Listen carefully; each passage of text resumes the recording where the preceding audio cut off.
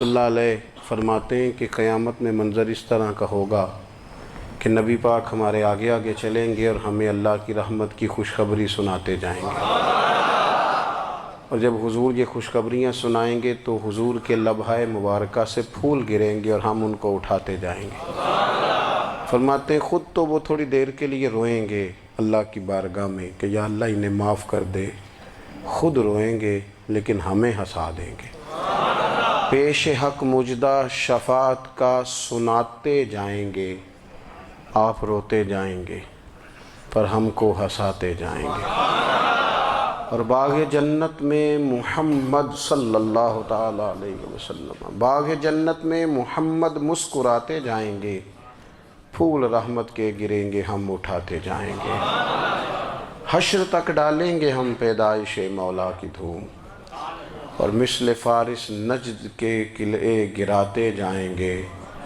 اور کیا ذوق بیان کیا، فرمانے لگے خاک ہو جائیں عدو جل کر مگر ہم تو رضا، دم میں جب تک دم ہے ذکر ان کا سناتے جائیں گے۔ جب تک سانسوں کی ڈوری چل رہی ہے، دم میں جب تک دم ہے ذکر ان کا سناتے جائیں گے۔ اللہ تبارک و تعالیٰ نے نا ہمارے محبوب کریم علیہ السلام کو دنیا میں بھیجا تو فرمایا یا ایھا الناس قد جاءکم برہان من ربکم، اے لوگو تمہارے پاس تمہارے رب کی دلیل آ گئی ہے۔ اللہ تبارک و تعالیٰ نے محبوب پاک علیہ السلام کو سراپا دلیل بنا کے بھیجا۔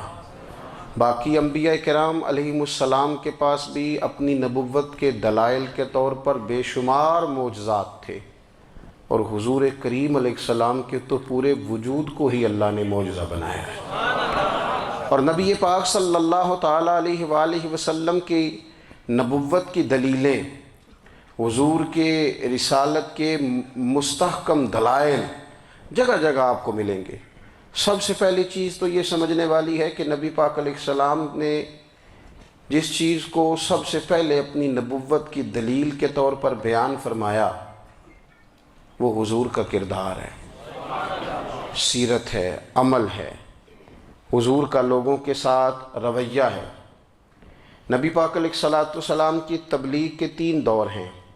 ایک تو حضور نے اپنے قول سے تبلیغ فرمائی ہے، وہ 40 سال کی عمر سے محبوب نے اعلان فرمایا اور تبلیغ کی۔ اور ایک نبی پاک صلی اللہ تعالیٰ علیہ وسلم بالواسطہ حضور کی تبلیغ ہے جو آج تک جاری ہے۔ امت کے علماء، مشائخ، مبلغین حضور کے دین کو آگے پھیلا رہے ہیں، تو دراصل یہ بھی تبلیغ رسول پاک علیہ السلام ہی کی تبلیغ۔ اور ایک حضور کی تبلیغ کا دور ہے، حضور کی پیدائش سے لے کر ولادت مبارکہ سے لے کر حضور علیہ السلام کے اعلان نبوت تک۔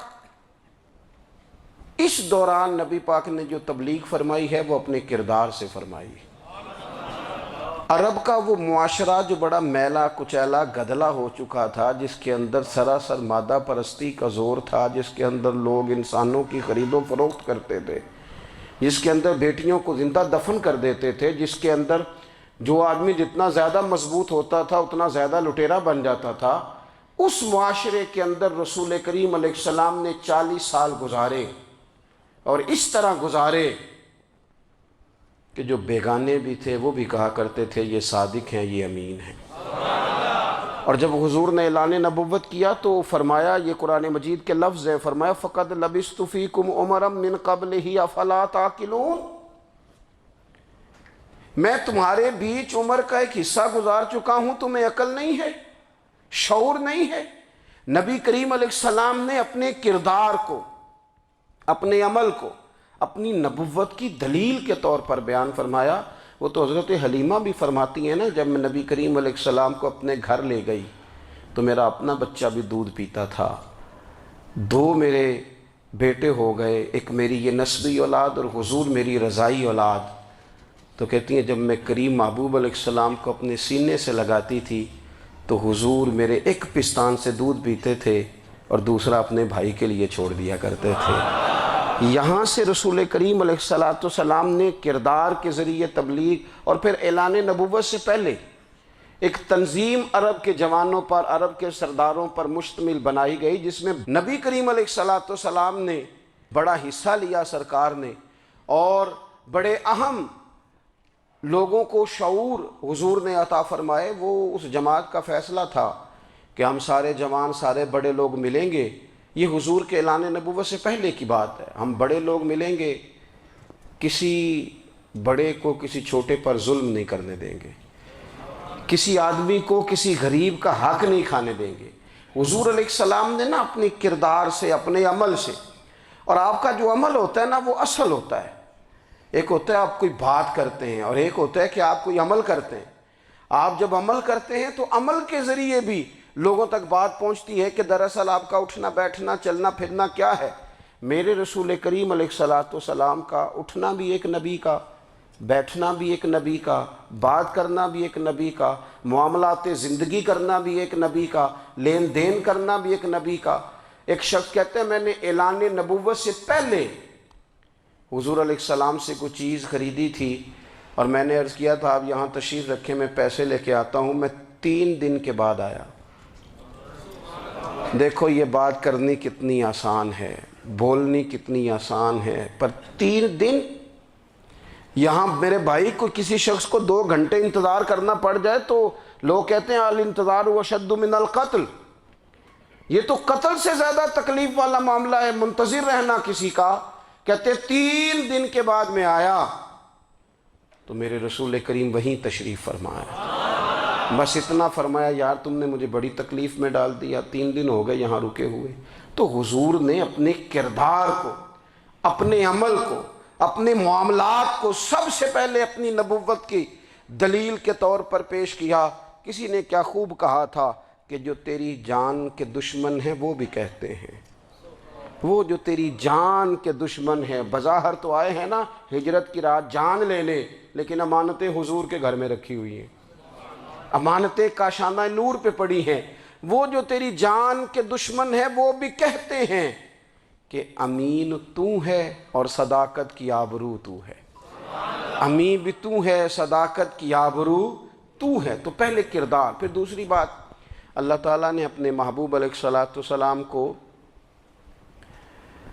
اپنا مطلق نائب بنا کر، اپنا محبوب اعظم بنا کر، ویسے ہی سارے انسانوں کے بارے میں کہا وَإِذْ قَالَ رَبُّكَ لِلْمَلَائِكَةِ إِنِّي جَاعِلٌ فِي الْأَرْضِ خلیفہ، میں زمین میں اپنا نائب بنانے والا ہوں۔ لیکن حضور علیہ السلام تو محبوب ہے نا، حضور کی نیابت تو محبوبیت کے درجے پر فائز ہے۔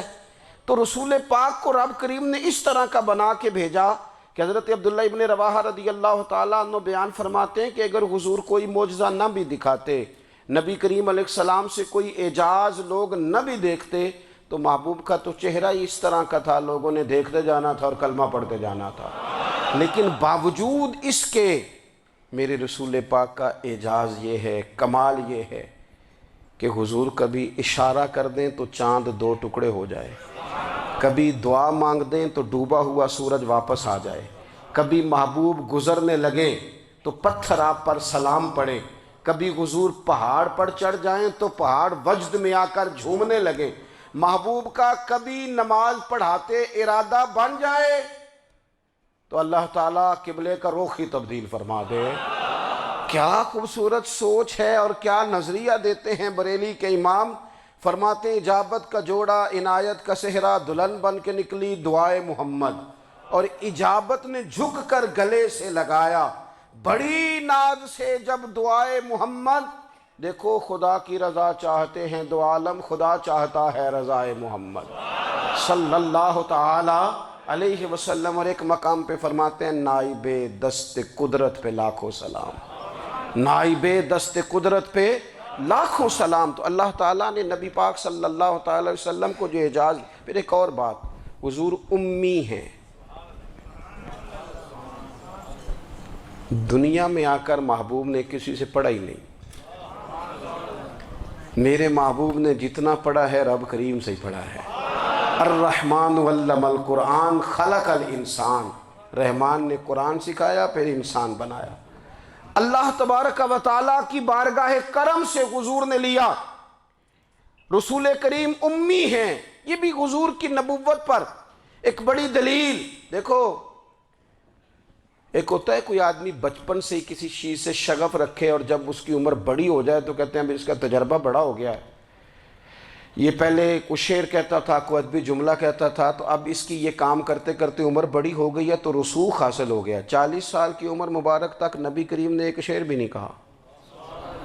حضور علیہ السلام نے کبھی کوئی ایسی بات، ویسے تو حضور کی ہر بات حکمت والی، لیکن جس کو عرب کے لوگ اپنے لہجے میں شاعری یا اپنے لہجے میں ادب کہتے تھے، وہ حضور نے بیان نہیں فرمایا۔ لیکن جب 40 سال کی عمر میں اعلان نبوت کیا تو پھر بڑے بڑے فصیح و بلیغ، بڑے بڑے سیانے طفیل بن عمر کہتے ہیں کہ اس شخص کو بھی میں نے دیکھا جسے بڑا ناز تھا اپنی فصاحت اور بلاغت پر، اور جب وہ حضور کے پاس آیا اور اس نے آ کے کچھ باتیں کی تو محبوب خاموشی سے سنتے رہے، اور جب وہ چپ کر گیا تو میرے کریم نے صرف سورہ فاتحہ پڑھی۔ کبھی اٹھتا تھا، کبھی بیٹھتا تھا، کبھی غور کرتا تھا، کبھی دائیں جاتا تھا، کبھی بائیں جاتا تھا، پھر کہنے لگا بتاؤ نا کلام کس کا ہے؟ فرمایا اس رب کا، اس رب کا، اس رب کا جس کا میں رسول بن کے آیا ہوں۔ نبی کریم صلی اللہ تعالیٰ علیہ وسلم امی ہیں، لیکن حضور نے کائنات کے رازوں سے پردے ہٹا دیے، نبی کریم نے جینے کے سلیقے بتا دیے، حضور نے ہر شخص کو اس کے مقصد حیات سے آگاہ کر دیا۔ نبی کریم علیہ السلام نے وہ فلسفہ حیات بیان کیا کہ لوگوں کو صرف جینے میں ہی مزہ نہیں آیا، مرنے میں بھی مزہ آنے لگا۔ لوگ آگے بڑھ بڑھ کے جانیں پیش کرنے لگے، اپنی اولادیں قربان کر، جو فلسفیوں سے کھل نہ سکا اور نکتہ وروں سے حل نہ ہوا، وہ راز ایک طیبہ والے نے بتلا دیا چند اشاروں میں۔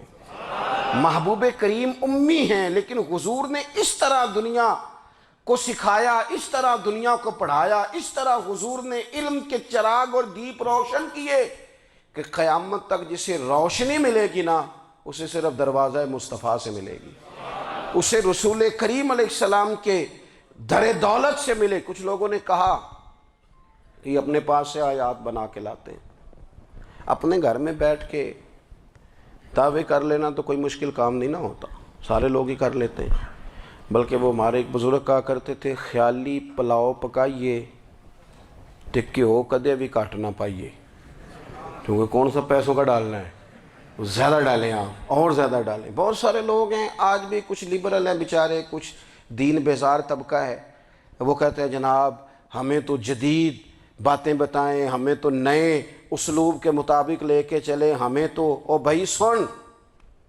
میرے نبی پاک علیہ السلام نے فرمایا میرا قرآن کبھی پرانا نہیں ہوگا، اسے پڑھ کے دیکھ، اس کی جدت کا حسن دیکھ، یہ تو کھلا ہوا باغ ہے، تو ایک دفعہ اس کے قریب آئے گا تو خوشبو ملے گی، دوسری دفعہ آئے گا تو اس سے زیادہ تازی ملے گی، ایک دفعہ پھل کھائے گا تو مزیدار ہوگا اور دوسرا کھائے گا ہو سکتا ہے شکل ملتی جلتی ہو لیکن ذائقہ بڑا نرالا ہوگا۔ تو تو صحیح نا، جب کچھ لوگوں نے کہا یہ خود سے بنا کے آیات لاتے ہیں تو فرمایا وَإِن كُنتُمْ فِي رَيْبٍ مِّمَّا نَزَّلْنَا عَلَىٰ عَبْدِنَا فَأْتُوا بِسُورَةٍ مِّن مِّثْلِهِ،